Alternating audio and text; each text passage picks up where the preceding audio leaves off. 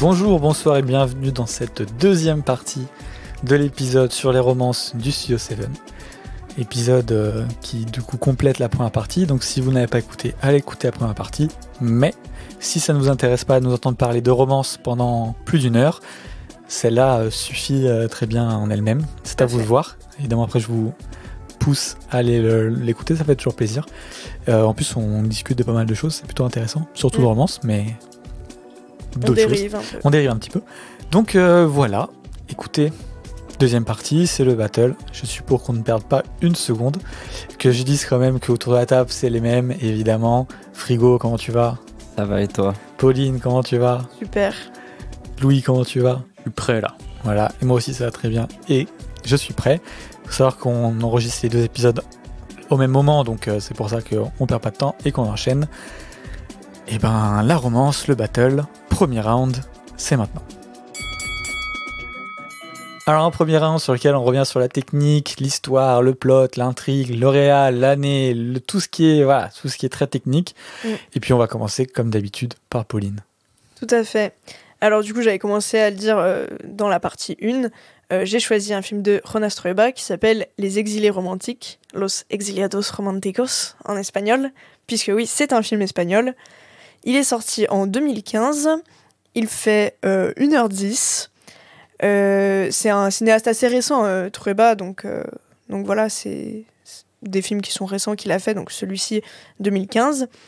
Il a tourné avec ses acteurs fétiches qui sont aussi en fait ses meilleurs potes, à savoir Vito Sanz, Francesco Carril, Renate Ottonante, enfin ses potes. Et d'ailleurs dans le film, ils portent chacun leur prénom. Vito Sanz, son personnage s'appelle Vito, Francesco Carril, son personnage s'appelle Francesco, etc. Dis-moi Deka, tu as une question ? Ouais, le film, tu t'as dit que c'est un réalisateur récent, il a intervenu à quel moment de sa filmographie ? C'est plutôt au début de filmo, est-ce que tu sais ? Je crois que c'est son 3e film, il en a combien ? Je dis pas de bêtises. Il en a fait 7 en comptant celui qui est sorti en début d'année. Allez voir, venez voir. Venez voir, c'est ça. Okay. Il me semble que c'est son 3e film, ouais. Ok. Et donc l'histoire, c'est 3 amis espagnols qui se mettent en tête d'aller reconquérir une femme de leur passé. Et il s'avère que les 3 femmes sont en France. Du coup, ils prennent un van et ils partent en voyage ensemble pour aller chacun reconquérir une ex. Donc ils font un arrêt à Toulouse et la finalité c'est Paris. Et chacun à leur tour, on va les voir retrouver une femme, reparler avec elle de l'histoire qu'ils ont eue ensemble. Et oui ou non, peut-être la reconquérir, je ne sais pas. Et donc, ils vont faire aussi plein de rencontres sur leur chemin. Il va pas y avoir que ces femmes-là. C'est un peu un road movie romantique. Je pense que c'est assez clair comme synopsis, a priori. Oui, franchement, oui. Moi, j'ai une question. Il s'arrête dans plusieurs villes et à chaque ville, c'est une femme différente. Alors, ils en retrouvent une à Toulouse. Ouais. Et après, les 2 autres sont sur Paris. Ah d'accord, c'est pas une dans chaque ville de France. Non, c'est pas une dans chaque ville de France, mais il y a quand même ce côté où c'est un peu chacun à son tour de briller, on va dire, oui, c'est ça, oui. entre les 3 personnages. Et voilà, et ils retrouvent aussi des amis, ils sont dans leur van, et du coup, ils s'arrêtent pour faire des étapes, ils sortent leur petite table de leur van, ils déjeunent devant le van. C'est un film plutôt d'été, enfin... Il fait beau temps, il traverse l'Espagne et la France pour aller reconquérir des femmes. Du coup, c'est une production espagnole ? Ouais, mais je pense qu'il y a une coprod française parce que la majorité du film parce qu'il y a toujours des coprods françaises sur tous les films européens. Ouais. Oui, c'est vrai. C'est vrai. C'est vrai que la France est très très présente. Du coup, c'est tourné en France, enfin c'est vraiment tourné à Toulouse. Oui. Pas de coprod, j'ai l'impression. Ok, c'est je crois que le studio, c'est que Los Illusos Films. Ah, c'est le studio de Trueba. Et ben, c'est tout. Ouais, mais ils ont peut-être eu des aides et tout, parce qu'ils tournent oui, quand même. Oui, des aides, mais pas de coprod. Ouais. En tout cas, c'est pas écrit. Oui, parce qu'ils tournent quand même au Jardin du Luxembourg, voilà, dans des endroits parisiens très identifiables. Donc, ça veut dire qu'ils avaient au minimum des autorisations de la ville de Paris pour une production professionnelle. Ils ont certainement eu des aides aussi de la région, etc. Des régions où ils ont tourné, parce qu'il n'y a pas que Paris. Du coup, ils tournent aussi... C'est agréable de voir d'autres coins de la France. Ils tournent aussi à Toulouse, un peu dans la campagne française. Donc voilà, je sais pas si vous avez d'autres questions. C'est quoi? C'est un film qui se passe du coup en 2015 ou c'est un truc un peu daté ou... Non, c'est contemporain, ouais. Ouais. C'est très ancré dans sa période. C'est quoi? C'est une vibe été un peu? Ouais, c'est assez solaire. Les potes... En fait, c'est comme s'ils partaient en vacances ensemble, mais avec cet objectif romantique. Si je devais rapprocher un film récent, que vous avez peut-être vu ou non, ça me fait penser un peu à l'abordage de Guillaume Braque. Ah oui. Il y a ce côté un peu vacances, où il y a les romances de vacances, et en même temps le côté amical aussi, avec ses 3 potes qui s'entendent super bien. Je trouve que t'as pas l'impression que le film il y a un gros budget, quoi. Je pense pas que ça soit des gros budgets. Non, je pense que ça coûte pas cher. Ouais. Et puis du coup ça revient aussi à l'abordage, qui était un film avec peu de budget, quoi. Donc ouais. J'avais une question, mais c'est un style un peu contemplatif ou c'est très dynamique comme truc? C'est intéressant comme question, parce que c'est dur de répondre. C'est un peu entre les deux, je dirais. C'est ni l'un ni l'autre, en tout cas. Ouais. C'est pas dynamique. C'est assez rythmé. Toi, tu l'as vu dès je l'ai vu hier. Okay. C'est assez rythmé, dans le sens où il se passe tout le temps des nouvelles choses, l'action avance. Et en même temps, il y a des scènes qui sont très étirées, qui sont très longues. Et pour la petite anecdote, Trueba, il a un rapport à la musique qui est très important dans son cinéma. Dans tous ses films, il y a des grandes séquences musicales dans des bars ou des concerts ou des trucs comme ça. Et là, un peu tout le long, il y a une musicienne qui les suit. On comprend pas trop, tu vois, si c'est méta, si c'est le rapport avec l'histoire, mais en tout cas, il y a aussi cette récurrence de la musicienne qui chante plusieurs morceaux dans le film au cours de leurs différentes étapes. Et c'est des séquences qui sont assez longues, assez planantes, tu vois. Donc c'est pour ça qu'il y a à la fois ce côté contemplatif, et en même temps, on peut pas dire que ce soit un film qui manque de rythme, quoi. Ok, d'accord. Je pense pas avoir de questions, à part du coup l'accessibilité du film. Je dirais un bon 8 sur 10. Ah ouais, 8? Bah, ça se suit très bien, tu vois, c'est pas compliqué à suivre. Et au niveau de disponibilité... Ah oui, aussi, ouais. Donc le film n'est pas dispo en streaming ou sur des plateformes, etc. Mais en fait, truc que j'ai découvert récemment, le premier film de Trueba qui s'est très bien exporté en France, c'est Eva en août. Et du coup, il y a eu le DVD d'Eva en août qui est sorti après la sortie du film en France. Je crois que c'était en 2019 ou un truc comme ça. Et dans les bonus d'Eva en août, il y a Les Exilés romantiques. Donc il a pas son support physique à lui-même en France, mais par contre il est dans les bonus d'un autre film. Donc en gros, pour l'achat d'un film de Trueba, vous en avez 2. Donc moi je trouve ça génial. Et c'est cool. Donc je vous encourage à acheter le DVD d'Eva en août qui doit coûter 10 €. Et vous aurez en plus Les Exilés romantiques dessus. Et sinon, il est sur Univers Ciné ou un truc comme ça? Non, malheureusement non. Après, potentiellement il y a des films de Trueba qui vont ressortir, vu que ces derniers films trouvent plutôt bien leur public en France, donc ils vont peut-être ressortir un peu de ces plus anciens films qui n'avaient pas été distribués en France à l'époque prochainement, mais j'ai pas plus d'infos que ça. Ok. Écoute, je pense pas avoir plus de questions qui me viennent en tête là comme ça. Je sais pas vous. Non, moi j'ai rien de spécial. Moi j'ai vu juste la tête de DK quand t'as dit la note d'accessibilité, t'avais pas l'air d'accord. En vrai, non, c'est compliqué, je trouve, de donner une note d'accessibilité, je sais pas pourquoi. Ouais. Parce que c'est accessible, donc une bonne note, mais ça me fait bizarre de donner une bonne note quand même. Enfin, je sais pas. Ok. Mais peut-être j'aurais dit 7, peut-être, je sais pas. 8, Ouais. non, je sais pas, en vrai c'est accessible. Non, 8, en vrai, non, elle a raison. Hein. Moi je trouve Ouais. vraiment que n'importe qui peut regarder le Oui, film. elle a et- raison, elle a raison. Tu vois, après que tu sois touché ou pas, Ouais, c'est non, une t'as autre raison. question, mais... C'est un film choral du coup, maintenant je connais ce terme. Non, pour le coup, non, parce que les personnages, ils sont plutôt tout le temps ensemble. C'est un groupe de protagonistes, mais il n'y a pas ce côté éclaté du film choral. Ok. Ils avancent ensemble, quoi, dans l'histoire. Et la durée du film? 1h10. D'accord. Ah oui, il est court. 1h11, peut-être, même. Ouais, Enfin, ok. voilà. Ok. Puis depuis tout à l'heure, je cherche le budget du film, parce que je sais pas pourquoi ça m'a intrigué, mais je ne le trouve pas. Moi, je pense vraiment que c'est pas très élevé, puisque en Ah, plus, je pense, Trueba, hein. il a plutôt tendance, enfin, en tout cas, sur sa première partie de carrière, à produire lui-même ses films. Tu sens que c'est des trucs qu'il fait avec ses potes, il fait tourner ses potes, c'est assez fauché. Là, à mon avis, ça demande pas des moyens hyper ouais. extravagants, tu vois. Limite, ce qui a dû coûter le plus cher, c'est, ça se trouve, les autorisations de tournage à Paris. Genre. Ouais. Enfin, et puis Et le van. le fait de devoir déplacer une équipe technique quand même, Ouais. parce que ils tournent tout dans les vrais lieux, quoi. Il y a rien de studio évidemment et tout. Donc c'est peut-être ça qui a coûté le plus cher, le déplacement, etc. Mais je pense que ça doit pas représenter un gros budget à l'échelle de production même française ou autre européenne, quoi. Sans parler des États-Unis, parce qu'on est sur un autre niveau, évidemment. Il y a une autre question qui vient de me venir, parce que du coup, je suis très étranger à tout ce qui est cinéma espagnol, au final. Ouais. Enfin, du coup, c'est un film qui est en VO espagnol, du coup.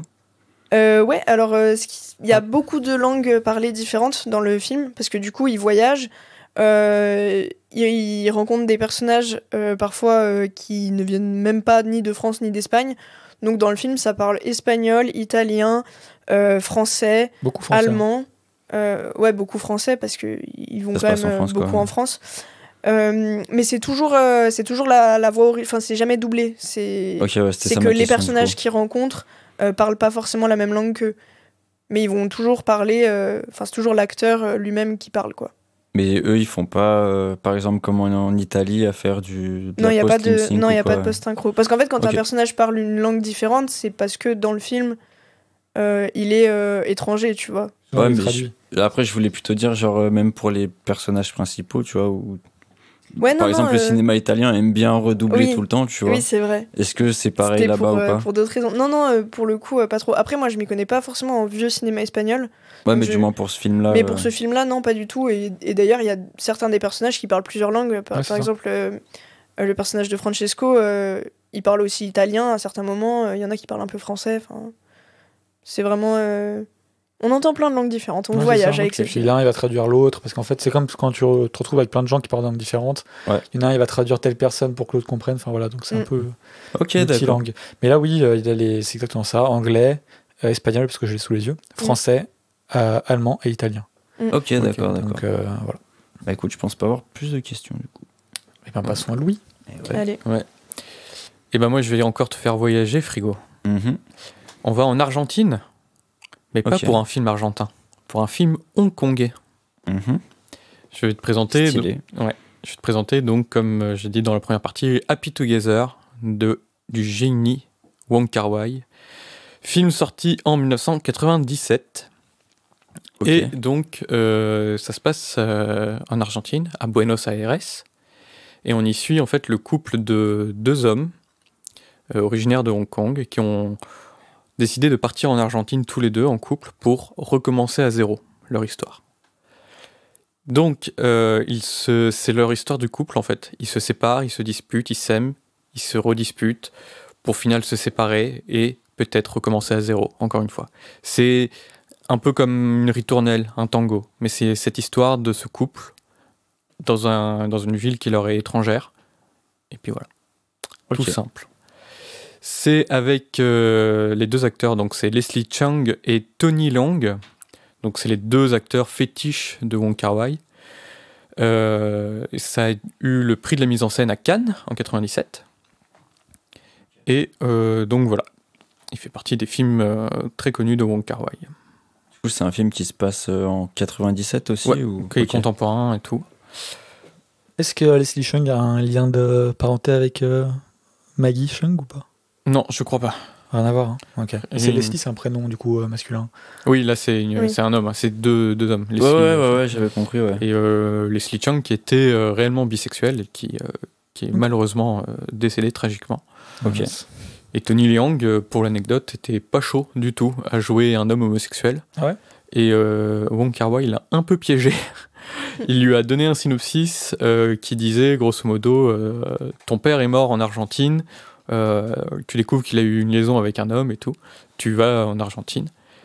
Tony Leung a signé le contrat et tout. Il est arrivé en Argentine et Wong Kar-wai il fait en fait c'est toi l'homosexuel maintenant.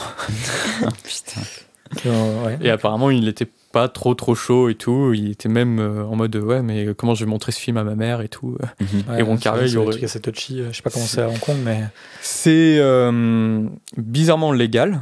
Enfin, bizarre. Je vais Non, dire. mais- C'est Je suis allé un peu me renseigner et tout sur l'homosexualité un peu en Chine, et donc Hong Kong, Taïwan. C'est légal. Le mariage est illégal, toujours. Mais il n'y a pas de problème. Enfin, il s'affiche pas forcément, mais il n'y a pas de problème à être homosexuel là-bas. Après, Et depuis des années. personnellement, pour être allé en Chine avec un groupe d'étudiants, dont un des étudiants qui était homosexuel et qui était marié à un homme,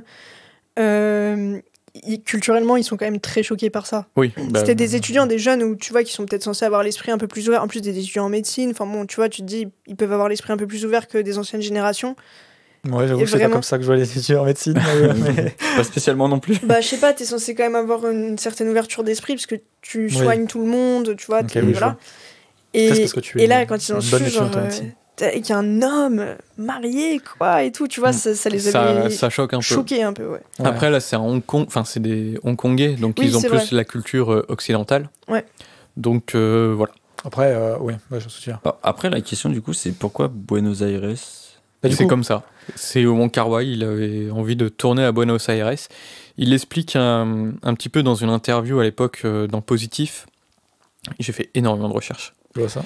Il explique en fait que en 97, donc c'est la rétrocession de Hong Kong à la Chine, et tout le monde l'attendait à ce qu'il traite ce sujet-là. Et sauf que lui, ça le saoulait en fait, et du coup, il avait envie de partir. Donc il a décidé Buenos Aires, Argentine, parce qu'il a écouté des albums de tango notamment.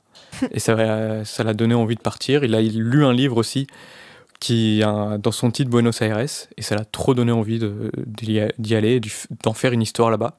Ok, c'est marrant comme Bon, histoire. Kar-wai, c'est un mec qui part un peu comme ça, tu vois. Il s'en fiche un peu, il fait ses scénarios un peu limite la veille du tournage, et il laisse beaucoup de place à l'improvisation et tout.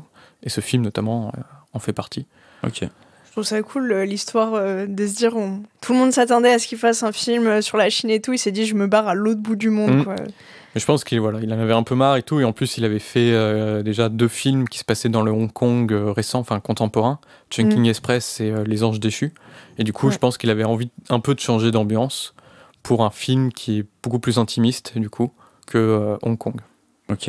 Et du coup, c'est un. Je sais plus si j'ai posé la question, mais c'est contemporain du coup comme. Ouais, c'est contemporain. Ok. Donc ça se passe en 97 à peu près. Ok, d'accord. Donc voilà, et on parlait de homosexualité en Chine qui est légale, c'est aussi légal en Argentine depuis le 19e siècle. Ok. Ok. Et ça. Alors là, du coup, question un peu peut-être spéciale, on va dire, mais ça a été bien reçu du coup. Et plutôt bien, en vrai. Enfin, les films de Wong Kar-wai se reçoivent plutôt bien de la part de la critique, notamment internationale.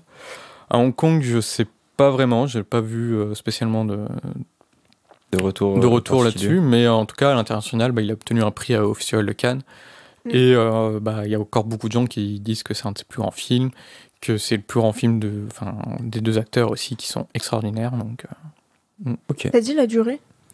non, j'ai pas dit la durée, je crois qu'il fait un peu plus d'1h30. Ok. Il va faire peut-être entre 1h30 et 1h40. Et niveau dispo, du coup, il est dispo où Il est, il me semble, si je me trompe pas, disponible sur Mubi. Ah ouais? S'il y est toujours, ouais. Ok. Et niveau accessibilité. Et alors, niveau accessibilité, c'est un peu compliqué. J'hésite entre 6 et 5 sur 10. Pour des raisons bien précises ou... Parce que Wong Kar-wai, c'est particulier en termes de réalisation. On est plus proche de la nouvelle vague française que des films d'action hongkongais, quoi. On est vraiment sur du montage très spécifique. Là, en plus, histoire d'amour homosexuel, il y a un côté très déconstruit dans le film, que ce soit au niveau de la temporalité ou des lieux et tout. Donc c'est un peu compliqué. Donc je dirais 5 peut-être sur 10. Ok. Enfin, je sais que dans les Wong Kar-wai, il y a un aspect un peu clipesque pour utiliser le mot. Est-ce que c'est le cas là dans Ouais, dans le film complètement. Oui.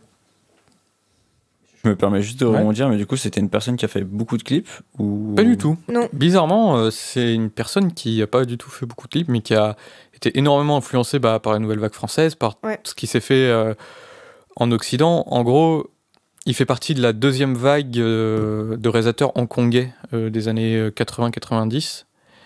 Et donc il y a eu déjà une nouvelle vague hongkongaise avant, avec notamment Tsui Hark, qui a été énormément lui inspiré par les films d'action américains et tout, même du nouvel Hollywood.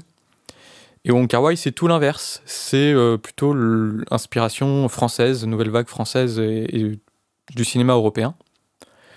Et qu'il a importé, lui, à Hong Kong, à une époque où les gros films qui marchaient, c'était les films de John Woo.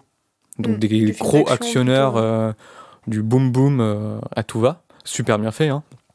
Mais du coup, lui, c'est ce qu'il voulait faire, c'était pas du tout ça, quoi. C'était pas du tout du polar et tout, donc il voulait faire des films beaucoup plus intimistes. J'ai vérifié pour la dispo et du coup, il est pas sur Mubi apparemment, Ah, mais merde. il est dispo à la location sur Univers Ciné, la Cinétech, Canal Ok. VOD, Orange, etc. Donc Ok, assez d'accord. facilement Bon, trouvable. ça va alors, c'est cool. Sinon, je l'ai en physique, dans une belle édition du coffret La Révolution Wong Kar-wai. Ah oui, je Il vois. est. Ok. Bah écoute, je pense pas avoir d'autres questions, honnêtement. Moi non plus. Voilà. Moi j'ai vu le film donc. T'avais, T'as rien et à rajouter. Ouais, Là, t'as tu au un- niveau ouais. d'accessibilité, tu dirais quoi, toi? Ouais, je dirais aussi que c'est pas hyper accessible. On est d'accord, hein. Pareil, 5-6, ouais. Ok. Eh bah écoute, des cas, on peut enchaîner, je pense. Eh ben écoute, allons-y. Eh bah allons-y. Alors, si on connaît, c'est un petit peu évident. Hein. J'ai choisi Before Sunrise de Richard Linklater. Alors, c'est pas le film le plus méconnu du tout. C'est pas Sunshine normalement. Pour ceux qui ne savent pas, c'est une référence à un de Ceux nos qui ont la premiers ref, c'est les anciens. épisodes. Ouais. Où j'avais dit Sunshine, Sunrise, et voilà. Donc, Richard Linklater, dont on a beaucoup parlé dans le podcast, que ce soit déjà un film de Linklater qui a déjà été proposé. Bah si, Eh ben, Scanner Darkly, Bah il oui, a c'est ce que je gagné dis. même. Mais c'est Oui, c'est c'est quand même vrai, étonnant c'est vrai, parce c'est que vrai. enfin, t'as tellement de films et 2 films du même réal dans pas énormément d'épisodes, quoi. Ouais, on y revient Donc, sans à peine en s'en rendant compte, quoi. C'est incroyable, hein. Et puis on a parlé de Apollo 10,5. Ouais, pour tout à fait. réanimation, ouais, c'est vrai, c'est vrai. c'est vrai. Donc bon. Voilà. Donc tu connais un petit peu Linklater et t'as bien aimé. Donc c'est vrai que de C'est ce vrai, côté-là, c'est c'est vrai. plutôt cool. Après, je crois que c'est C'est un absolument style différent. très C'est peut-être différent, pas le même ouais. registre. Rien à voir, voilà. Mais donc Before Sunrise, qui est un film de 1995, avec Julie Delpy et Ethan Hawke. C'est à peu près les 2 seuls acteurs qui sont intéressants. On croise d'autres personnes à des moments, mais honnêtement, c'est pas très intéressant. On suit vraiment que les 2. Et donc l'histoire, c'est très simple. Je vais faire ça très vite. Julie Delpy et du coup c'est Jessie et Céline sont dans un train. On dirait le début d'une mauvaise blague, mais ils sont dans un train parce que du coup Julie, Julie Delpy, mais du coup Céline, je crois qu'elle rentre sur Paris, si je dis pas de bêtises, et du coup Jessie, lui, il va prendre l'avion à Vienne pour rentrer aux États-Unis. Et en fait, il se rend compte dans ce train. Et Jessie va voir Céline et lui dit écoute, ils commencent à discuter, puis ils s'entendent très bien, tu vois. Et il lui dit écoute, viens, on passe la soirée ensemble. Et puis après, moi je prends mon avion, toi tu reprends ton train, et puis on se quitte, mais juste viens, on se fait un kiff, on passe la soirée ensemble, quoi. Et du coup, c'est l'histoire d'une soirée entre un homme et une femme.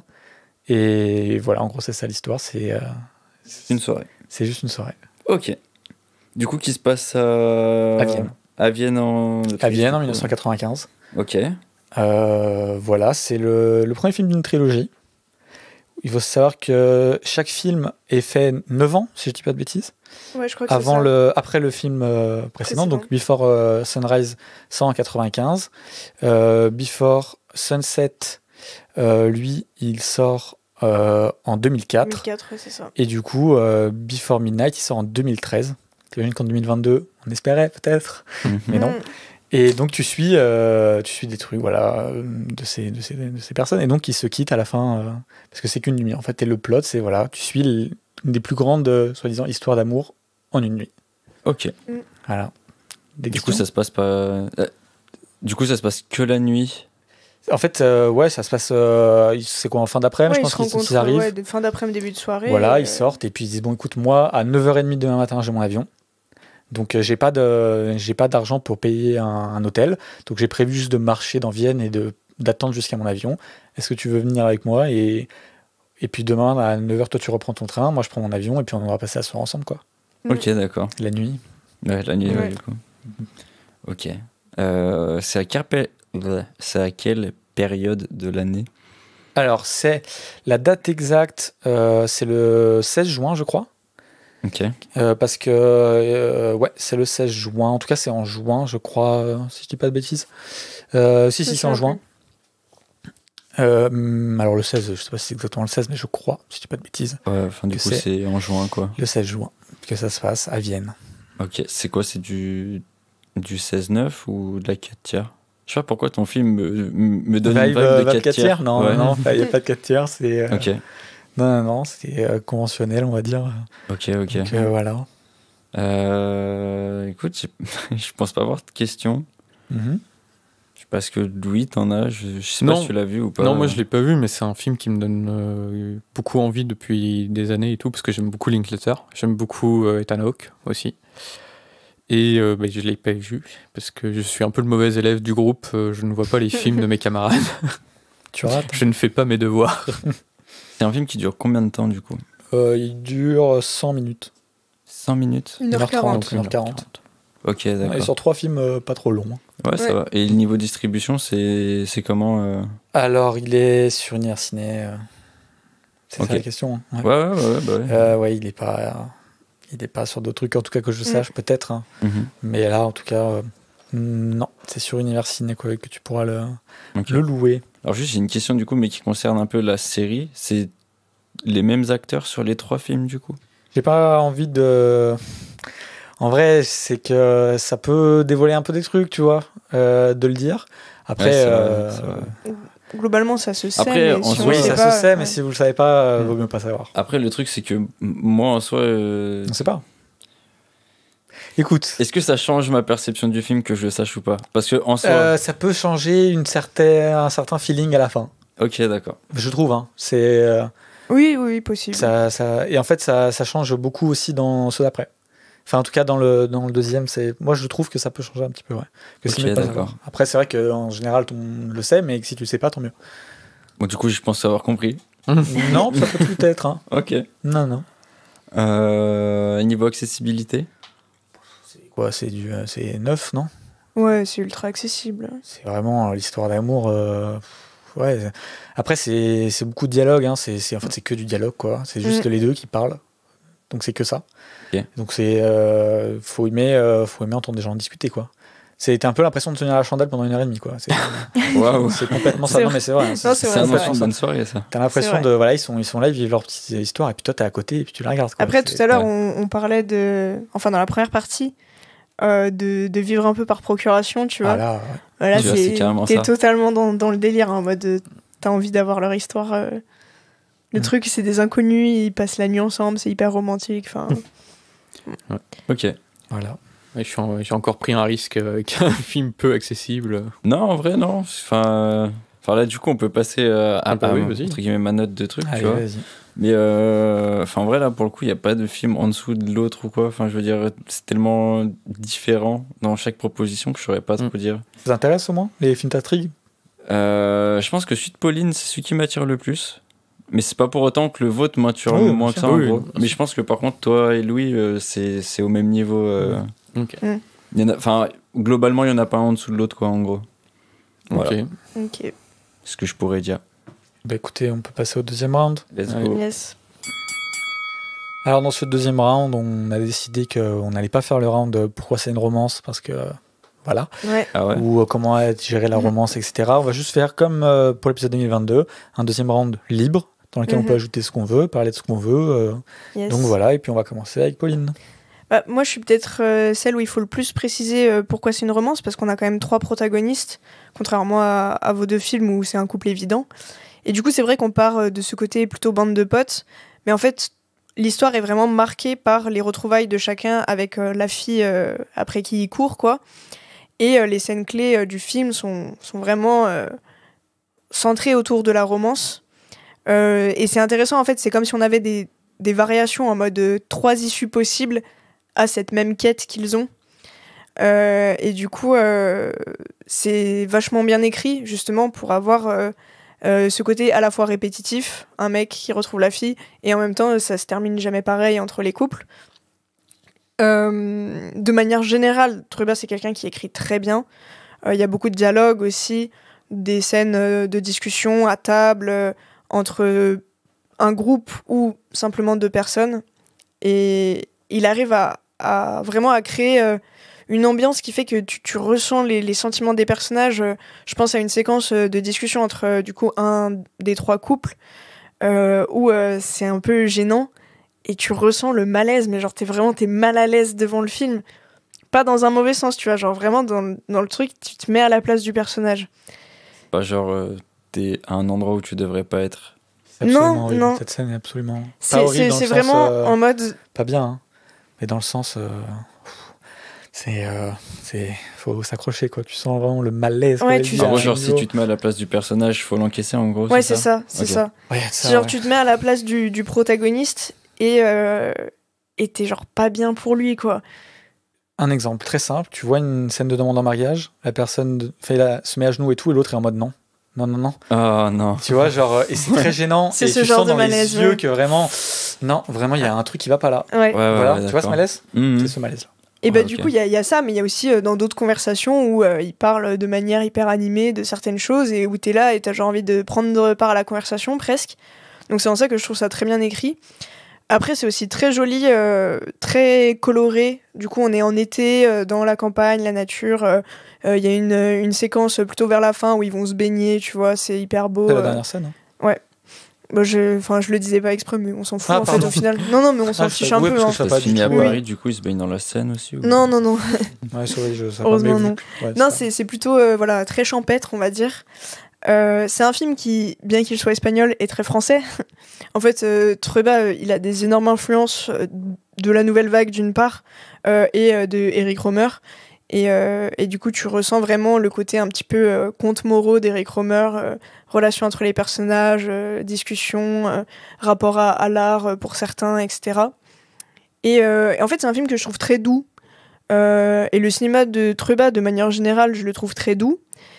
C'est genre 1h10, tu pars en voyage avec ces mecs, ils t'embarquent avec eux sur ce road trip, tu vis avec eux leurs joies, leurs déceptions amoureuses. Et il y a une fin, il y a un côté un peu méta à la fin, justement, où t'as... en fait, tout le film est centré plutôt sur les personnages masculins. Et je me permets de spoiler, parce que je trouve pas que ce soit très dérangeant de le savoir en avance.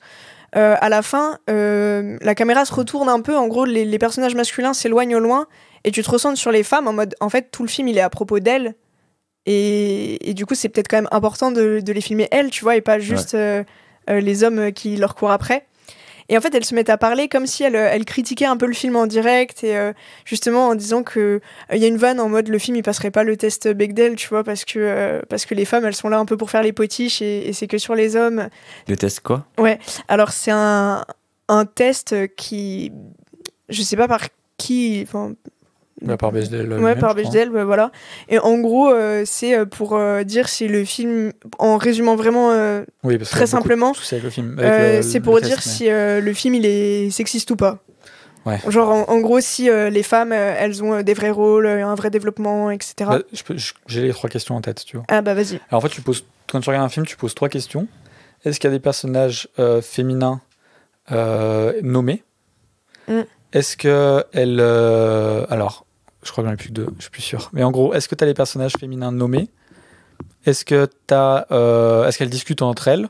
Mm. Et est-ce que le sujet de conversation qu'elles ont, elles ne parlent pas d'hommes en fait? Ouais, c'est ça. Ok. Donc voilà. Mais c'est un test qui a beaucoup de... Enfin, qui est très réducteur parce que tu as des Oui. films en Ouais. fait, qui sont finalement très féministes et qui ne le passent pas. Mm. Et tu as des films en fait, qui le passent alors que je crois qu'il y a par exemple il y a des Fast and Furious qui le passent alors que voilà. Ouais. Et t'as, Oui.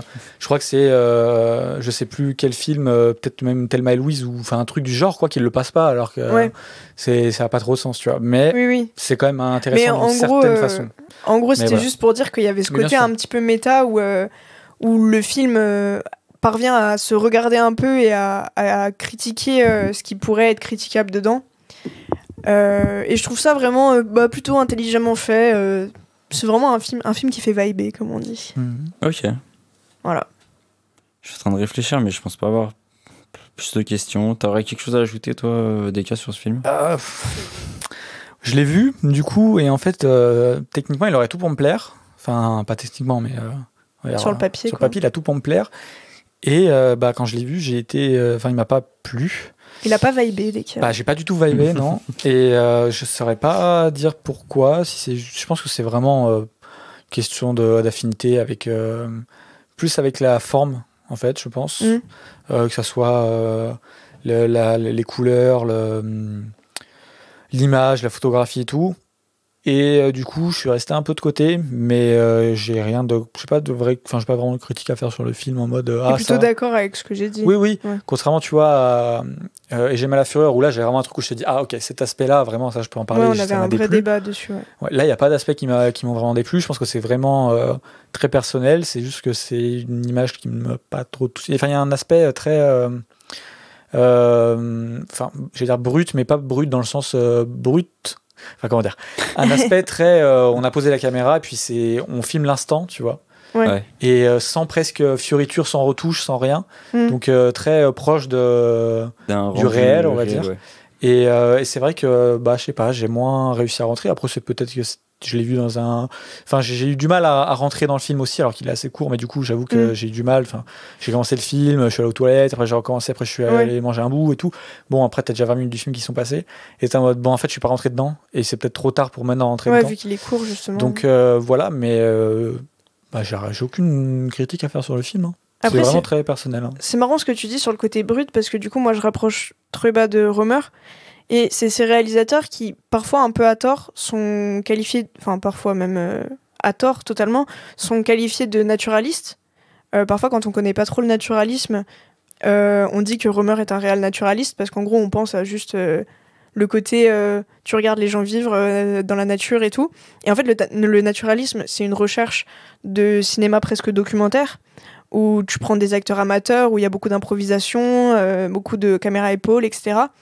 Alors qu'en fait, Romer est profondément antinaturaliste, mis à part le rayon vert, parce que tout est très écrit, il a des cadres très posés, c'est un cinéma presque littéraire.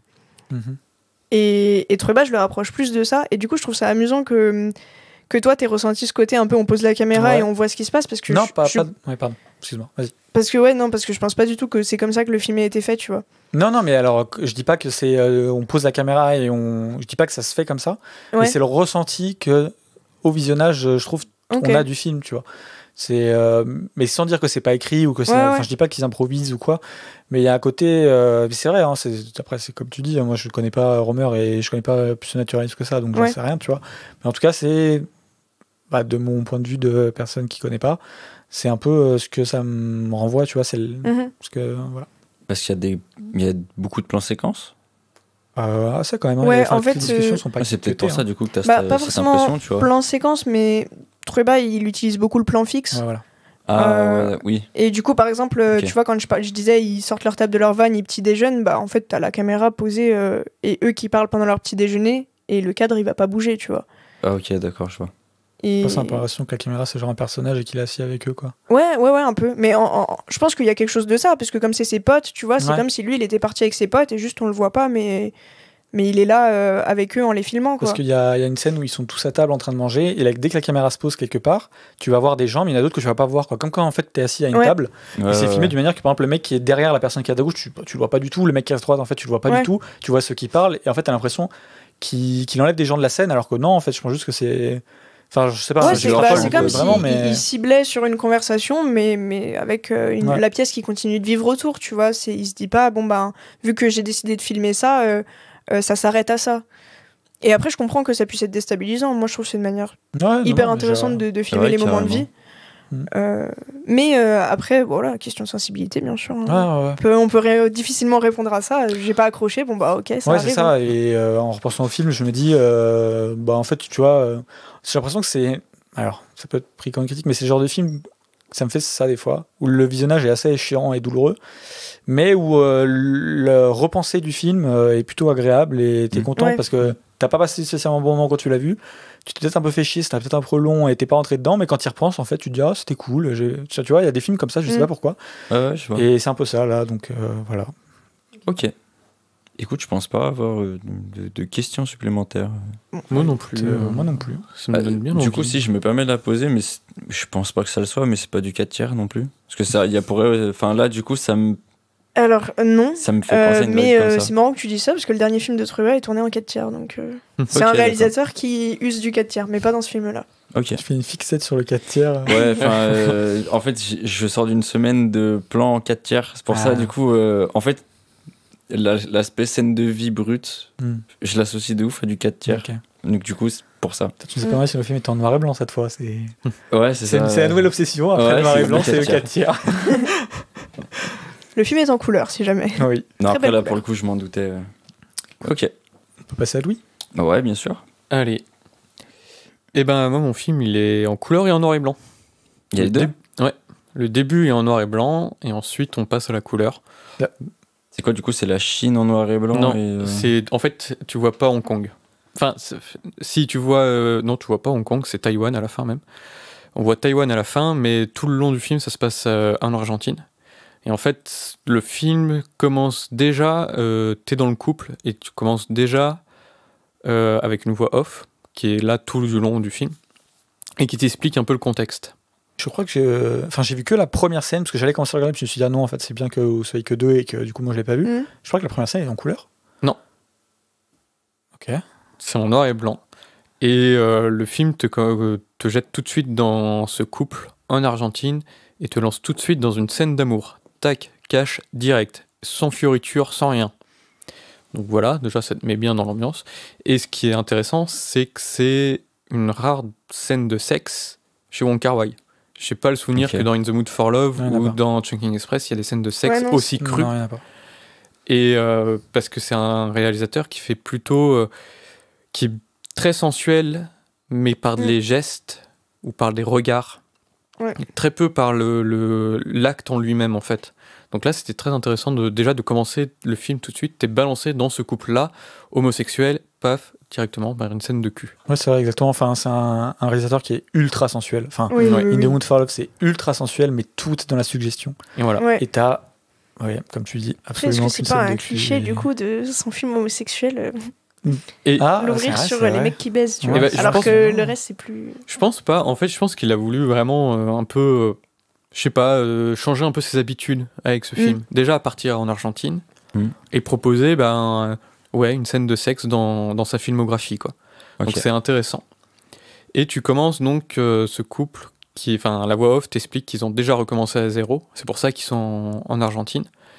Et tu commences ensuite par une scène de dispute, de séparation, puis leur retrouvaille. Et c'est un film qui traite de cette relation homosexuelle comme n'importe quelle relation. Ça pourrait être un couple hétéro que ça ferait la même chose. Donc c'est super intéressant de voir aussi que l'amour, la romance homosexuelle, c'est la même en fait. On a les mêmes disputes, on a les mêmes discussions, on a les mêmes moments très beaux et romantiques, et aussi parfois les mêmes aspects dans le sens où il y en a un qui fait tout dans la maison et l'autre fait rien, tu vois, et qui déclenche des disputes et des réconciliations derrière et tout. Du coup, moi, je me demandais, est-ce que c'est un film qui est vachement sur leur intimité et du coup, est-ce qu'on n'a pas vraiment de scène d'eux dans la société, enfin, dans l'extérieur et tout, parce que du coup, ça serait plus propice à montrer peut-être certains trucs négatifs, qui fait que là, le fait que tu dis que c'est vraiment traité comme quelque chose de très... comme par exemple une relation hétéro ou comme n'importe quelle relation, et que du coup, t'as pas le fait que ça soit une relation homosexuelle. Pour moi, du coup, c'est le genre de truc que tu vois beaucoup. Du coup, quand le couple est mis face à l'extérieur, tu vois, je sais pas si ça fait sens ce que je dis, mais est-ce que du coup c'est que en fait c'est une relation qui est très intime et qui reste très entre eux, ou est-ce qu'en fait tu les vois mais que finalement c'est pas grave? C'est une relation très intime entre eux. En fait, Wong Kar-wai, c'est quand même un réalisateur qui s'intéresse vraiment à l'intime et même aux êtres et à ce passage de l'intime, mais très peu au regard des autres. Du coup tu les vois pas. Du coup tu les vois pas du tout, et tu les vois, même le film se passe quasiment en huis clos. C'était ça surtout. Mais généralement, dans une même pièce, dans ces films, même quand il va vers la ville, on s'en fout des passants. Tu vois. Oui, bien sûr, mais c'est pour ça que ça m'intéressait. Donc c'est intéressant. Pauline, tu voulais dire quelque chose? Oui, bah déjà, du coup, j'ai vu le film et je suis d'accord que c'est intéressant le fait que ce soit une romance homosexuelle, mais que l'homosexualité ne soit pas un sujet du film. Oui. Et j'avais une question qui n'a rien à voir. C'est, tu parles de voix off et je m'en souviens pas parce que je l'ai vu il y a un peu longtemps. Est-ce que c'est un des deux personnages? Ouais, c'est Tony Leung Ok. qui parle, et ensuite, plus tard, c'est un deuxième personnage, donc un troisième qui se rajoute au moment en fait, de la séparation entre Tony Leung et Leslie Chang. Ok. Tony Leung rencontre un autre homme. N'en dis pas trop. J'en dis pas trop, Ok. mais et du coup, qui va... Et cet autre homme va aussi avoir une voix off. Ok. On ne sait pas vraiment s'il tombe amoureux de Tony Leung ou pas. Enfin, il y a une sorte plutôt de comment on dit, de procuration, non pas vraiment de Transfert. transfert, voilà, merci. De transfert sur cet autre homme, tu vois. Ok. Et c'est assez intéressant en vrai de voir ça, parce que ça montre, c'est aussi une romance qui montre le chagrin de la séparation. Même si ce couple d'hommes est en réalité une relation assez toxique, il y a quand même un chagrin de la séparation, il y a ce transfert. C'est quelque chose de très beau, en vrai. Et c'est vraiment, il y a un passage où le troisième homme demande à Tony Leung d'enregistrer sur un magnétophone ses pensées, juste comme ça. Et tu sais pas ce qu'il enregistre, et tu vois Tony Leung avec le magnétophone, et cet acteur incroyable qui a les larmes aux yeux, on n'entend pas l'enregistrement, on ne sait pas ce qu'il enregistre. Et il a les larmes aux yeux, et je sais pas, c'est beau, tout ça. Cette image, pour moi, représente exactement ce qu'est le chagrin d'une séparation. Ok. Donc c'est super intéressant. Donc c'est aussi cette romance, ce côté-là de la romance que le film traite. Donc voilà. Et tu disais, Pauline, effectivement que c'est un film qui ne traite pas de l'homosexualité. Wong Kar-wai s'est posé la question pendant le tournage, est-ce que son film est un film homosexuel, est un film gay ou pas? Et c'est à la fin du tournage qu'il a dit, mais en fait c'est pas du tout un film gay, c'est un film sur l'amour. Et ça, j'ai trouvé ça vraiment, vraiment top, quoi. Non, c'est un film hongkongais. Oh, C'est marrant ça. Ah, ça c'est pas mal. Merci, Non, par merci. contre, du coup, là, je me pose la question de la VO. Du coup, c'est une VO. C'est une VO donc cantonais, parce que à Hong Kong on parle le cantonais. Donc, du coup, ça veut dire que les personnes qui rencontrent à Buenos Aires sont asiatiques elles aussi? Non. Oui, la troisième personne est asiatique aussi. Ok. Et de Taïwan d'ailleurs. C'est pour ça qu'à la fin le personnage va à Taïwan aussi. Ok. Et on entend quelques mots d'espagnol, mais ils ne sont pas sous-titrés, parce qu'en fait on s'en fiche un peu de ce que les autres racontent, quoi. Donc. Mais je pense que les personnages ils parlent pas espagnol. Enfin, ouais. Dans l'esprit ils parlent pas espagnol et du coup t'es comme eux, tu comprends pas pas le ce qui se dit à l'extérieur. Ok. Juste pour revenir sur la langue, je crois que c'est un peu plus compliqué que le hongkongais, enfin le cantonais à Hong Kong, parce que je crois qu'il y a eu plusieurs vagues d'immigration chinoise à Hong Kong. Enfin, je sais pas exactement, parce qu'en fait, j'avais vu c'était du coup quand Wong Kar-wai parlait de In the Mood for Love dans le petit livret que j'ai sur le film, et il parlait justement des langues et que c'était un vrai sujet à Hong Kong, les langues, etc. Donc c'est un peu plus compliqué. Et d'ailleurs, compliqué. Mais les films hongkongais sont en fait en cantonais. Peu importe. Ouais, mais et sont souvent même redoublés derrière. Okay. Je sais que les films, il y a notamment Il était une fois en Chine, donc je m'éloigne un peu de la romance, mais Il était une fois en Chine de Tsui Hark. Jet Li est redoublé derrière parce qu'il ne parle pas cantonais. Ok. D'ailleurs, je me permets de dire que Hong Kong, évidemment, n'est pas la Chine. C'est important. C'est plus compliqué. Ouais, c'est surtout si vous dites à un Hongkongais qui fait des films chinois, je pense qu'il apprécierait moyen. Ah, voilà, c'est beaucoup plus compliqué. C'est aussi l'indépendance. Ouais. Donc, je sais pas les dates. Non, mais c'est bien de le savoir. Mais ok. Le film, donc pour revenir, on revient à Happy Together de Wong Kar-wai. Le film est intéressant, donc c'est un film purement Wong Kar-wai dans sa forme. Donc des ralentis, des montages, des arrêts sur image. Et en fait, tout le film est une sorte d'album de souvenirs de ce couple, de cette romance, où tu te balades entre photos et souvenirs. Donc tu te perds un petit peu parfois dans la temporalité du truc, tu sais plus trop si ça fait 6 mois qu'ils sont ensemble, de nouveau ensemble, ou très peu de temps. Donc c'est un peu compliqué. Mais c'est exactement c'est la représentation vraiment d'un couple. des souvenirs d'un couple et ce qui peut arriver dans n'importe quel couple, quoi. Donc c'est vraiment un très beau film sur le couple, sur le chagrin, sur l'amour. Il y a un passage qui est magnifique où ils se réconcilient en faisant un tango magnifique. La musique est incroyable. C'est typique Wong Kar-wai. Ouais, typique Wong Kar-wai, donc beaucoup de musique argentine. Donc beaucoup de tango. Il y a du Frank Zappa et ça c'est cool. Vraiment, en plus c'est une des plus belles chansons de Frank Zappa. Et puis voilà, quoi, je sais pas quoi dire d'autre. Les acteurs sont juste formidables. La mise en scène est d'une beauté folle. On parlait des gestes chez Wong Kar-wai. Ce film-là, il fait pas exception. Tout passe par les gestes, par les regards, par ses ralentis et tout. Donc, ne serait-ce que dans une personne qui ferme une porte, ça veut tout dire. Enfin, je sais pas, il y a quelque chose dans son cinéma qui est puissant, quoi, je trouve, au niveau de la romance. Ok. Je sais pas si ça fait sens, mais je trouve que le cinéma de Wong Kar-wai, c'est un cinéma de texture. Qui est très palpable, tu vois. Il y a quelque chose en mode, tu pourrais définir une texture à ces films qui est propre à lui. Et sinon, pour l'anecdote, Wong Kar-wai, dans les trucs un peu moins connus peut-être qu'il a fait, il a fait un segment d'un film qui s'appelle Eros, où il y a 3 segments. Il y en a un d'Antonioni, un de Soderbergh et un de Wong Kar-wai. Eros, ça évoque quand même l'érotisme. C'est le dieu de l'amour. Voilà. Et il me semble que son segment s'appelle La main. Ouais. Enfin. Et du coup, tu parlais des gestes et voilà. Et je l'ai pas vu, mais ça a l'air d'être très représentatif justement de la sensualité qu'il arrive à mettre dans les gestes assez délicats qu'il filme, etc. Il y a très peu de dialogue, en fait. Ça passe vraiment par ces gestes, cet amour, ce ressentiment de romance et de couple passe vraiment énormément par les gestes et par les regards. Contrairement à du Hamaguchi qui passe plus par le dialogue, par exemple, pour prendre un cinéaste très contemporain et aussi très sensuel, mais qui passe plus par le dialogue. Wong Kar-wai, lui, va passer plus par le geste et le jeu d'acteur. Ouais. Okay. Je pensais un peu là au fait qu'il soit allé en Argentine, mais en fait ça me choque pas du tout, parce que si on parlait de musique, et par exemple dans In the Mood for Love, donc l'autre film de Wong Kar-wai, il y a toute une BO hispanophone. Oui. Et en fait on pourrait se dire c'est une BO qu'il a rajoutée parce qu'en fait il aime bien la musique espagnole, ou en tout cas hispanophone. Et en fait non, il explique que à cette période là à Hong Kong, c'est vraiment la musique qui passait.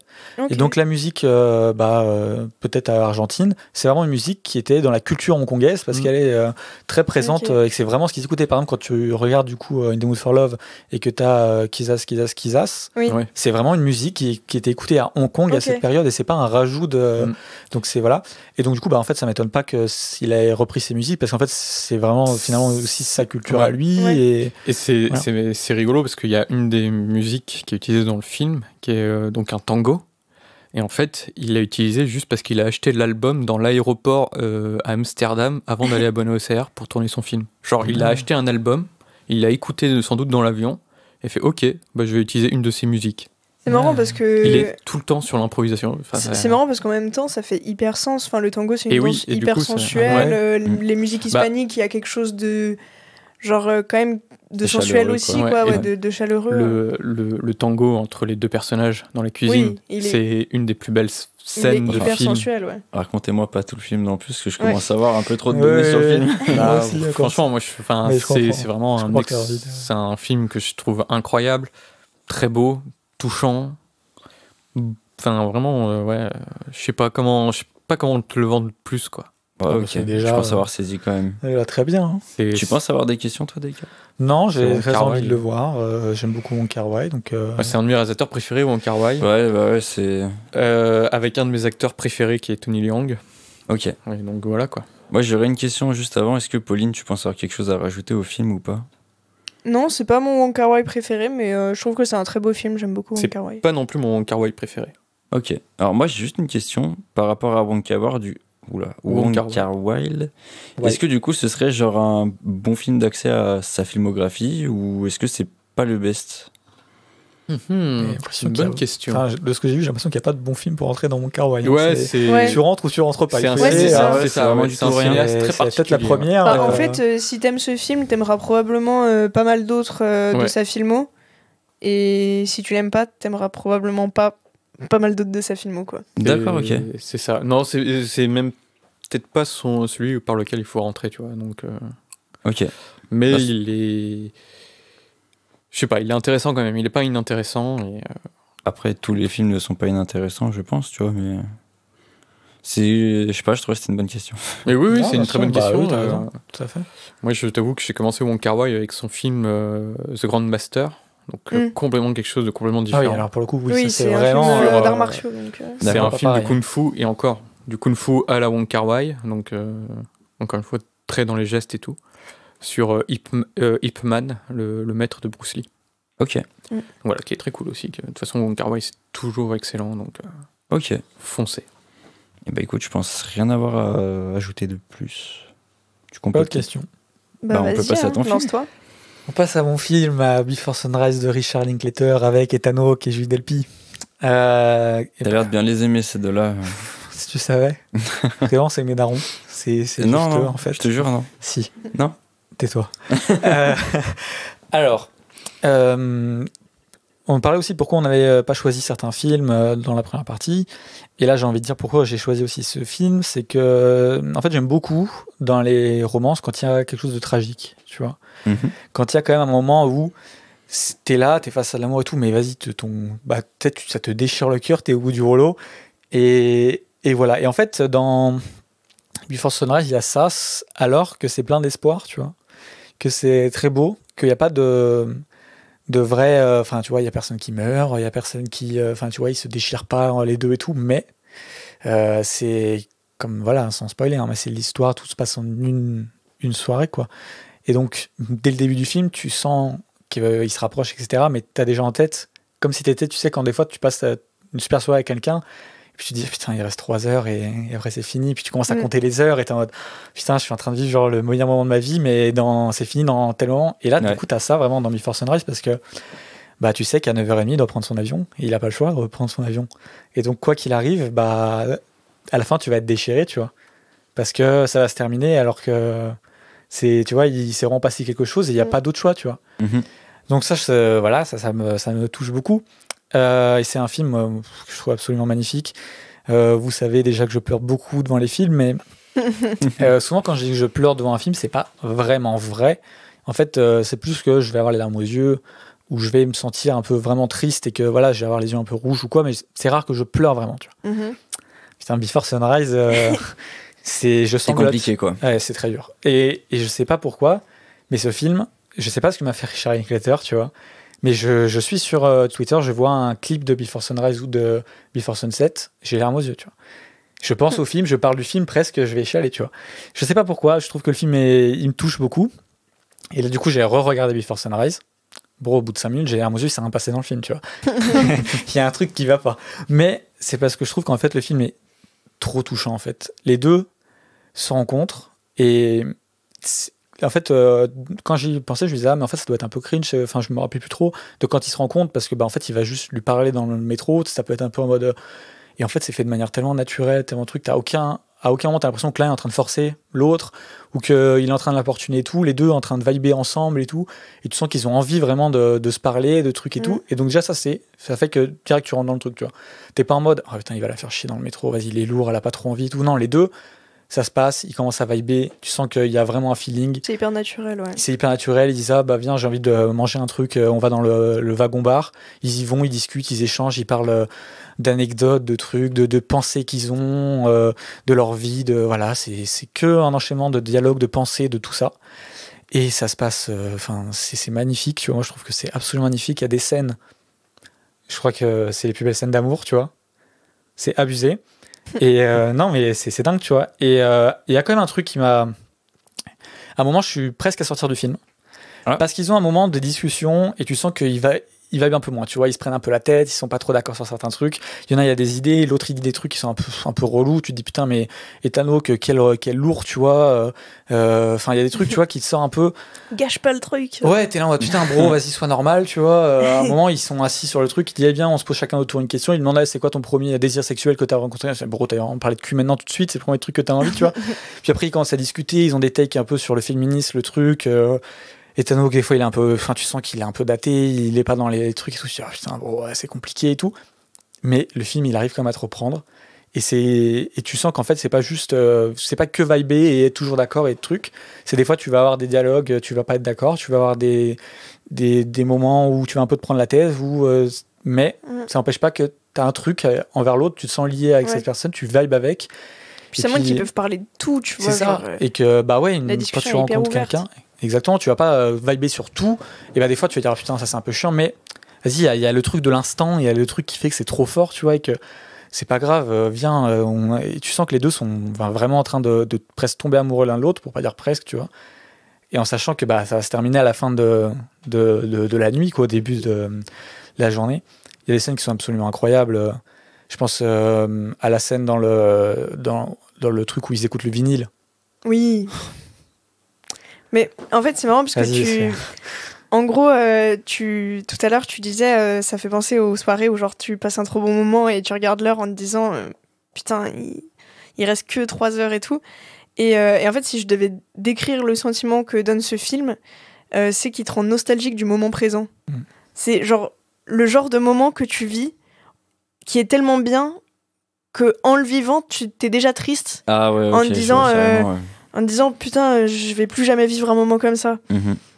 Et ben ce genre de film, il donne cette impression. Non, mais c'est dingue. Et du coup, tu vois cette scène où je parle avec le vinyle, parce que du coup, tu dis mais c'est quoi, de quoi il me parle? En fait, c'est une scène toute bête. Ils vont dans un magasin de vinyle, tu vois, et puis t'as une salle où tu peux écouter le vinyle, tu vois. Et ils rentrent dedans, et en fait, c'est une scène qui dure le temps d'une musique, et ils ne parlent pas, et juste l'un va regarder l'autre, et puis l'autre, quand il y a ton tête qui va faire genre, il le regarde pas. Tu sais, c'est un peu quand t'es avec quelqu'un et tu le regardes, mais tu veux pas dire que tu le regardes, donc tu vas tourner les yeux, et puis c'est que des jeux de regard entre les deux. Puis t'as une scène où ils sont dans une sorte de petit bus ou petit. Disons pas trop non plus. Non, mais t'inquiète, c'est non. Et c'est pareil, c'est que dans des jeux de regard, tu sens qu'ils ont envie de se toucher sans vraiment oser. Oui, il y a vraiment quelque chose de très. Il y a aussi ce truc où ils disent, ouais, on vient de se rencontrer, tu vois, c'est pas normal qu'on soit déjà comme ça. Ouais. Et en même temps, ils ont très conscience du truc, genre.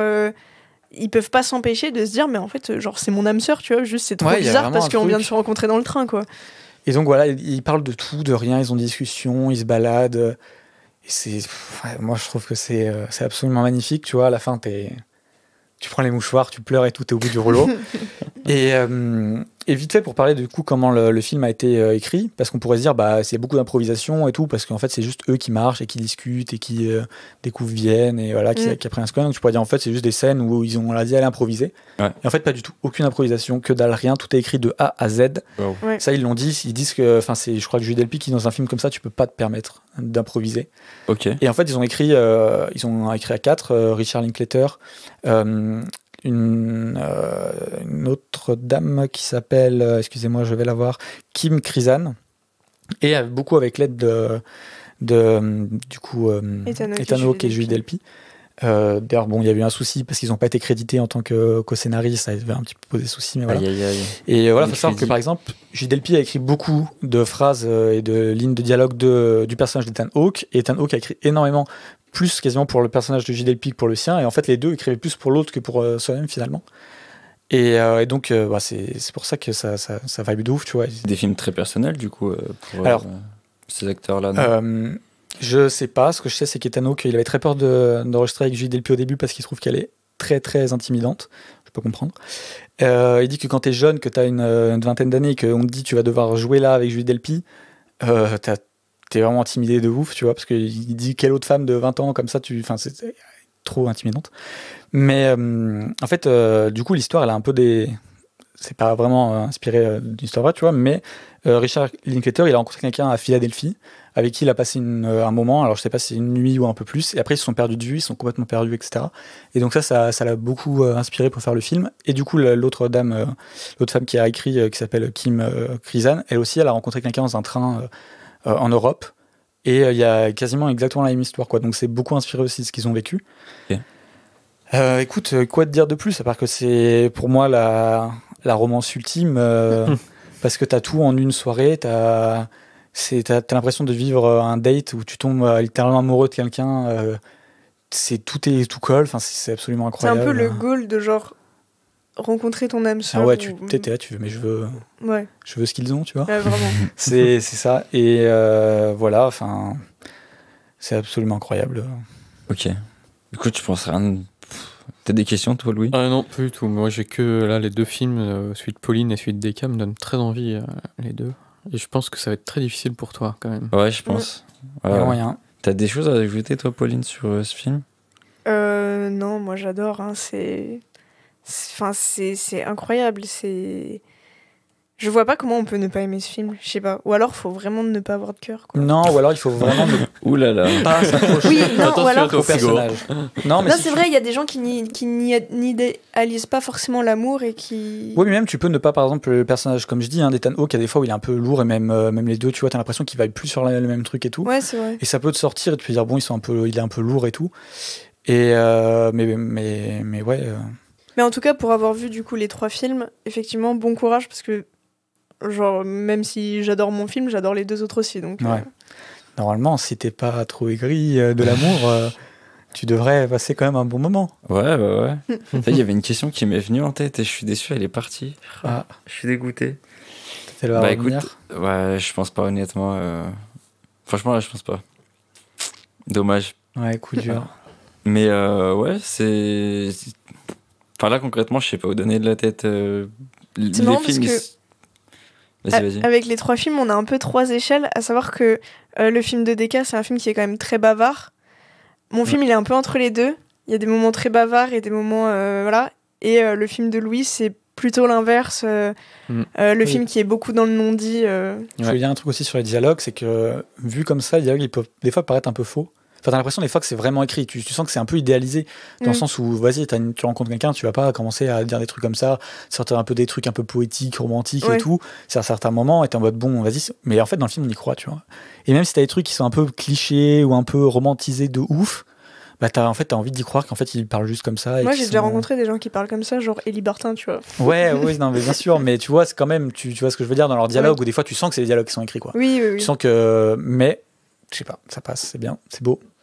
Alors, je viens de retrouver ma question. Ah oui. Du coup, j'ai déjà posé la question tout à l'heure, mais vraiment, je peux pas m'empêcher de le lier du coup à The Eternal Sunshine of Spotless Mind. Oui. J'ai pas vu, donc je peux pas. Ça y est, j'ai vraiment l'impression que c'est, je vais pas dire un copier-coller, tu vois, mais genre c'est pas le même sujet du coup. Ouais. Mais j'ai l'impression que genre la rencontre, elle est similaire, tu vois ce que je veux dire? Il y a un peu le même genre d'alchimie peut-être entre le couple. Ouais. Et qui du coup va être quelque chose de basé beaucoup sur le spirituel, l'entente spirituelle des deux. Ouais. Le fait qu'ils vont être très ouverts à l'art, à la littérature, etc. Après, le film prend pas du tout la même tournure, mais, Ouais, après, je peux comprendre le rapprochement dans l'idée. Ok. Voilà, si t'as envie de voir devant toi 2 personnes en train de tomber amoureux, parce que c'est vraiment... Ouais. Enfin, je trouve que c'est vraiment des films où t'as vraiment l'impression de voir 2 personnes tomber amoureuses devant toi. Et vraiment, alors que des fois, tu vois, t'as des romances qui se passent sur une longue timeline et tout, et tu crois pas à leur amour, t'es en mode bon. Alors qu'ils ont cultivé des trucs et tout. Là, ça fait 10 minutes qu'ils sont ensemble, t'es en mode bah c'est bon, allez, mariez-vous, tu vois. Ouais, je vois. Voilà. Ok. Écoute, j'ai le droit de pas attribuer de préféré là ou pas? Normalement, je te jure, je serais pas. On juge pas l'amour, écoute. Ouais, non, mais vraiment, c'est compliqué parce que chaque film, en fait, a vraiment son truc qui fait que je trouve il y a vraiment aucun qui donne moins envie que l'autre, pour le coup. C'est vrai qu'ils sont assez différents, hein, les 3 films. Ouais, je pourrais pas conclure mieux que ça. En tout cas. Ouais. Je sens que ça va être compliqué pour moi. Après, t'avais trouvé qu'on avait mal vendu, enfin, t'étais pas du tout chaud pour l'épisode de 2022. Tu me dis à un moment et t'as vraiment kiffé, donc ça se trouve là ça va être l'inverse, on sera tous très tristes. Peut-être, c'est vrai. Écoutez, je pense qu'on peut conclure là-dessus. Ouais. Et donc là, je dis pas de bêtises, nous sommes le 13 février. Et donc demain, Bonne Saint-Valentin aux amoureux. Saint-Valentin. Bonne Saint-Valentin. Donc kiffez, hein. Ici, tout le monde va kiffer aussi. Si vous êtes célibataire, vous pouvez regarder les films quand même, vous pouvez vibrer quand même. C'est ça, je vous regarde. Vous pouvez pleurer en vous disant pourquoi j'ai pas ça. Vous pouvez vivre une romance par procuration. C'est ça, mais je me permets parce qu'en revoyant Before Sunrise, tu sais, des fois, c'est pas trop du spoil, mais tu sais, au tout début, ils discutent, ils disent écoute, viens, sors avec moi du train parce que sinon dans 20 ans, tu regretteras ce moment et tu seras dans une relation chiante et tout. Et du coup, le fait de revoir le film, c'est trop bien. Ça te renvoie au truc de la trilogie, tout sans. Ok. Tiens, moi j'avais une question. Lequel est ton préféré de la trilogie ? Le premier. Ouais. Le premier très proche du deuxième, parce que le deuxième je le trouve absolument incroyable aussi. Le troisième j'aime moins mais en fait il a sa logique aussi dans le truc et. Je pense qu'il est moins fait pour nous toucher maintenant, tu vois. En fait le troisième. Je trouve, autant dans le premier et dans le deuxième, tu as vraiment une vraie touche d'espoir.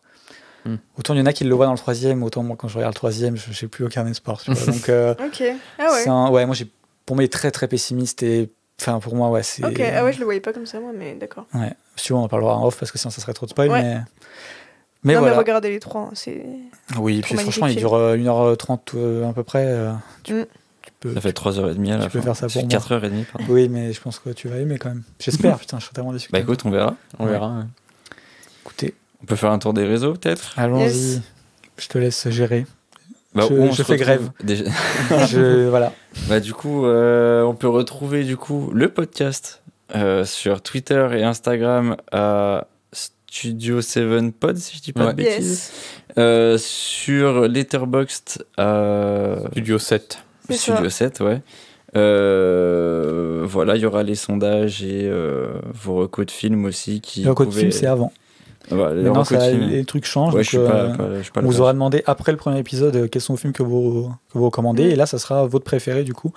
Et d'ailleurs, si vous aimez bien, n'hésitez pas une nouvelle fois à partager autour de vous. C'est toujours sympa. Retweet, like, ça demande peu, mais pour nous, quand même, ça joue beaucoup. Parce que c'est pas toujours facile quand on a un podcast de se faire connaître, etc. Donc, n'hésitez pas. Ça fait toujours plaisir. Je refais grève. Tu peux reprendre. Je me permets de dire que le podcast est, comment on dit, affilié à l'association du coup Super 7. C'est le podcast de l'association, on peut le dire. Oui. Et du coup, je vous renvoie vers notre site internet super7.fr où vous avez des liens vers tous nos réseaux sociaux, vers l'adhésion à l'association si vous voulez nous soutenir. Plus de chaussettes. On le dira longtemps, ça je crois. et à nos articles de différents films dont on parle dans les épisodes parfois. Voilà. Il y a aussi la newsletter, non avec, Exact. Quand vous adhérez à l'asso, vous avez une newsletter tous les mois où vous recevez donc les avancées de l'asso du mois précédent et les projets pour le prochain, et où du coup on parle du podcast évidemment, puisque ça fait partie des nouvelles chaque mois qu'on vous envoie. Voilà. Écoute, Pauline, on peut te retrouver où ? Ouais. Alors sur Twitter, c'est polynôme-8, sur Instagram, pauline-8, Janon, J-A-2-N-O-N, et sur Letterboxd, Melvin Udall, comme le personnage de Jack Nicholson dans Pour le pire et pour le meilleur. Eh bah pas mal. Et toi, Louis ? Moi, vous pouvez me retrouver sur Twitter, Instagram et Letterboxd à @loulou-8, MacDuck, tout simplement. Ça a l'air d'avoir décontenancé que ce soit moi qui te pose cette question. Ouais, ça m'a choqué d'un coup. Là. Et toi, le gréviste ? C'est trop bien la grève. Vive la grève. Moi, c'est DK24 _ sur Twitter et DK24 sur Letterboxd. Je ne fais pas grève sur Letterboxd, vous pouvez toujours, monsieur. Ok. Et moi, du coup, retrouvable sur Twitter à @frigobits avec un S parce qu'il y a plusieurs bits. Même si je n'en fais plus cette année. Bref, on s'en fout. Tu fais plus de bits ? Non, petite pause. Non, petite pause. Ah, on en parlera. Ouais. Sur Instagram à AL_sim SIIM et sur Letterboxd à frigo_. Voilà. Bien. Il est à jour ? Ouais, trop. On est à jour. Ouais. Et on est sur YouTube d'ailleurs. Hein. Bon, si vous en écoutez là, donc oui, ça n'a pas trop de sens, mais. Ouais, ce serait bien qu'on remette un peu à jour. Du coup, on est disponible sur Apple, Spotify. Ouais, après, je me dis que si les gens nous écoutent, c'est que. Deezer. Ouais, mais ça pourrait être bien, tu vois, par exemple, si tu le recommandes, à savoir à qui tu peux le recommander, parce qu'on est disponible sur YouTube. En fait, partout. peut pas faire mieux. Vraiment on est sur... partout. Bah, TikTok à aussi part si t'écoutes sur non mais à part si t'écoutes sur les trucs que je connais pas, mais on est sur le Apple Podcast, on est sur Deezer, on est sur Spotify, le truc Amazon YouTube. aussi, je crois, on est sur Spotify, On est sur Acast. on est sur Acast, on est sur YouTube. Voilà, donc, après si les autres quelqu'un je vous connais pas quoi. C'est mais, dispo sur ma plateforme, vous dites oui. Voilà, on et est après dispo si de c'est pas partout. donc, dispo sur sa plateforme, à bout d'un moment il faut changer de plateforme. Voilà. Ouais, Enfin, c'est bon. Faire un effort, On quand est où là? Donc voilà. Bah écoute, je pense qu'on peut conclure là-dessus. Yep. Écoute, oui. Et bah écoutez, À plus. Allez, Au revoir. à plus. Cut.